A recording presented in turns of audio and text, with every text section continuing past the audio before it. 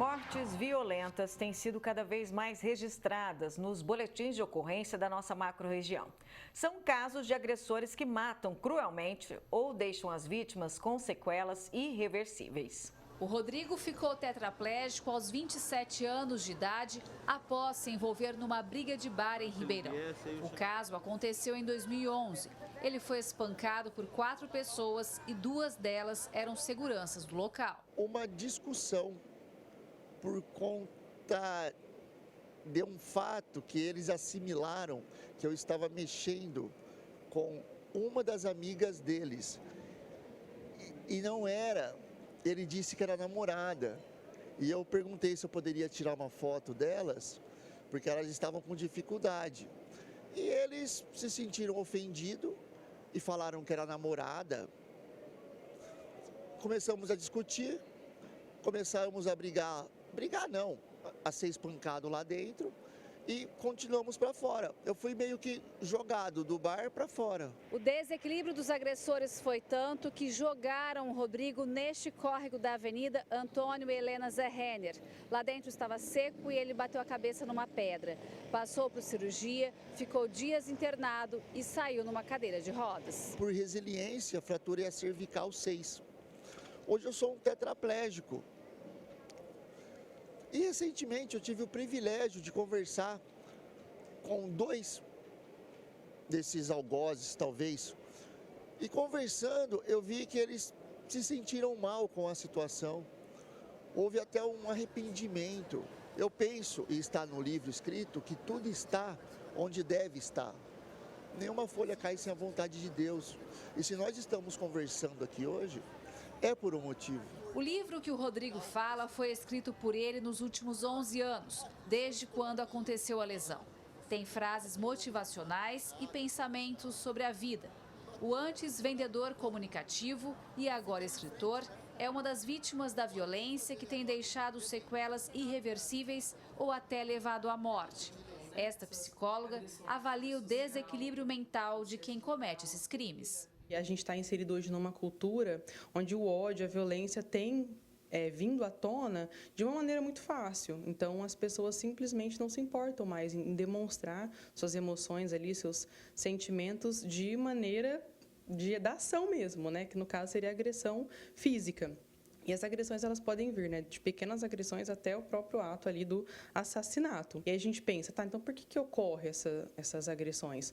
Muitas vezes eles se sentem, os agressores, no direito. Então eles acham que estão te educando de alguma forma, ou que você cometeu alguma injustiça. Então eles são, né, os justiceiros ali naquele momento. Mas a grande verdade é que a raiva dentro deles está borbulhando de uma maneira tão forte que eles não conseguem perceber, eles não têm mais a consciência daquilo que eles estão fazendo, eles simplesmente colocam o ato deles ali, né, na forma concreta mesmo da ação, que seria a agressão. Mês passado, mostramos o caso de uma briga que terminou com 2 pessoas esfaqueadas ao lado do Parque Maurílio Biagi, em Ribeirão. Uma, além de ser atingida no abdômen, foi agredida com chutes. Também teve o casal que morreu atacado por um vizinho após uma discussão no Parque dos Flamboyants. O jovem de 22 anos morreu no local com golpes de faca. A namorada chegou a ser levada ao hospital, mas não resistiu. Em Franca, uma briga de trânsito resultou na morte de um homem. O agressor também o esfaqueou. Em Pontal, mais um exemplo de descontrole emocional após uma batida de carro. Um homem de 59 anos morreu por espancamento. Também teve o caso do sargento de Franca, que perdeu a vida após discussão com o capitão da Polícia Militar. O motivo teria sido a escala de trabalho de um feriado.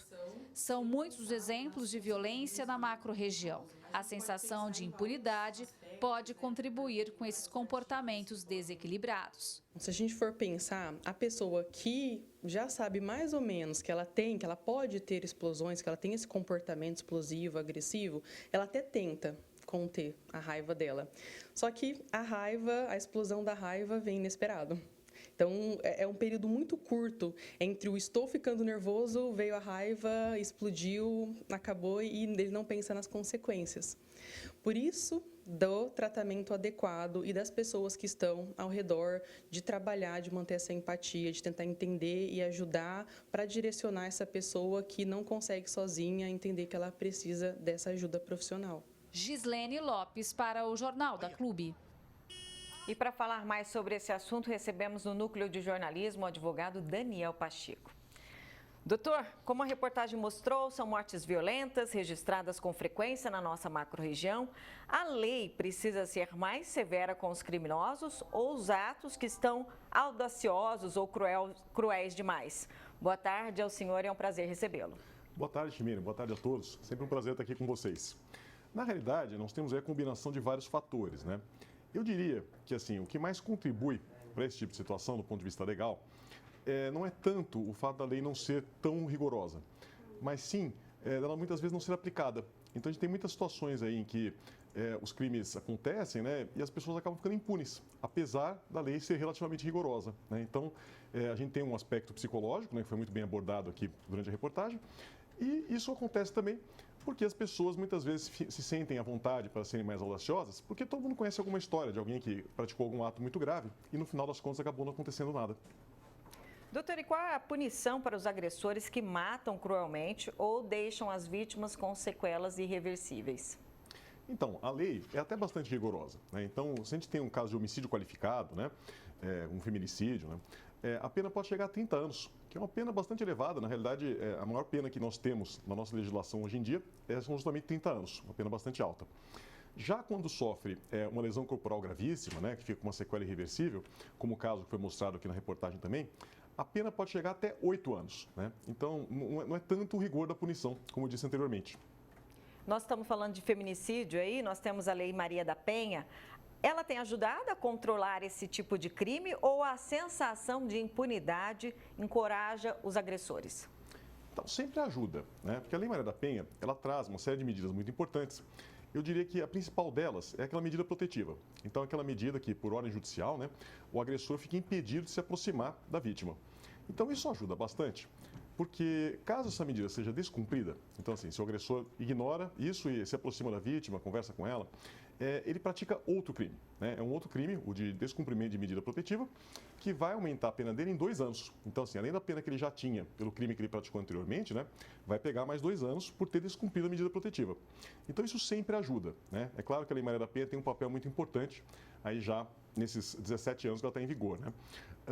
Só que, de novo, né, ainda nós temos o problema de haver uma certa crença na impunidade, se acreditar que a lei não vai ser cumprida. Então, daí é um problema muito mais de fazer a lei cumprir, né, do que realmente de mudá-la.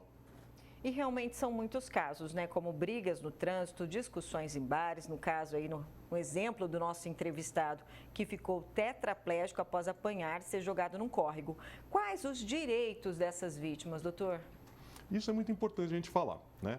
Porque sempre que a gente pensa em crime, a gente pensa na pena privativa de liberdade, pensa na prisão. Só que para a vítima isso acaba não fazendo muita diferença. É claro que a pessoa que pratica um crime tem que ser punida, tem que ir para a prisão, né? Mas o que é o mais importante para a vítima é que ela seja indenizada, que seja reparado esse dano de alguma forma.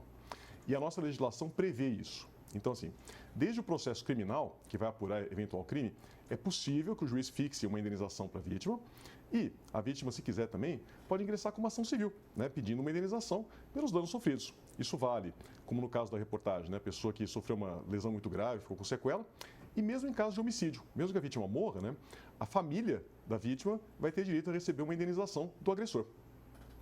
Doutor Daniel Pacheco, agradeço a participação do senhor aqui no Jornal da Clube, tá? Grande prazer estar com vocês.